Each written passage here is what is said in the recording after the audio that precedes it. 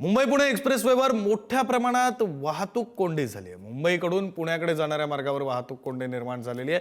पुण्याच्या दिशेने धीम्या गतीने वाहतूक सुरू आहे। खोपोली हद्दीतील अमृतांजन पूल ते खालापूर टोल नाका दरम्यान 10 किलोमीटरपर्यंत मोठ्या प्रमाणात वाहनांच्या रांगा लागल्यात। उद्या 12 जिल्हा परिषदामध्ये मतदान होणार आहे, तर खासगी आस्थापनामध्ये सुट्टी जाहीर केलेली आहे। तसंच वीकेंड आणि मागील 32 तासाच्या रस्ता बंदमुळे सकाळी लवकर घाट पार करून जाण्यासाठी मोठ्या प्रमाणात नागरिक बाहेर पडल्याने मोठ्या प्रमाणात वाहतूक कोंडी निर्माण झाली। अधिकची माहिती देत आहेत प्रवीण जाधव। प्रवीण,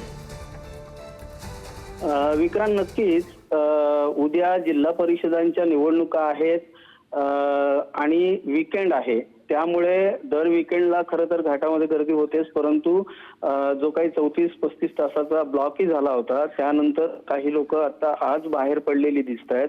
अशा प्रकारे पुण्याच्या दिशेने म्हणजे पुणा लेनवरती घाटामध्ये ट्रॅफिक जाम आहे। 8-10 किलोमीटरच्या रांगा लागलेल्या आहेत।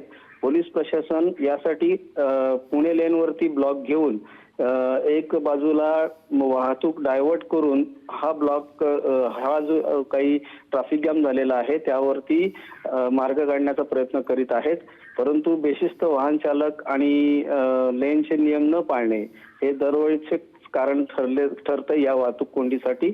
असंच पाहायला मिळतंय। आजही सकाळपासून जी पुणा लेन आहे या पुणा लेनवरती अमृतांजन ब्रिज ते अगदी त्याच्यापासून 7 ते 8 किलोमीटर 10 किलोमीटर पर्यंत रांगा या घाटामध्ये लागलेल्या दिसत आहेत। विक्रांत, धन्यवाद दिलेल्या सगळ्या माहितीसाठी प्रवीण।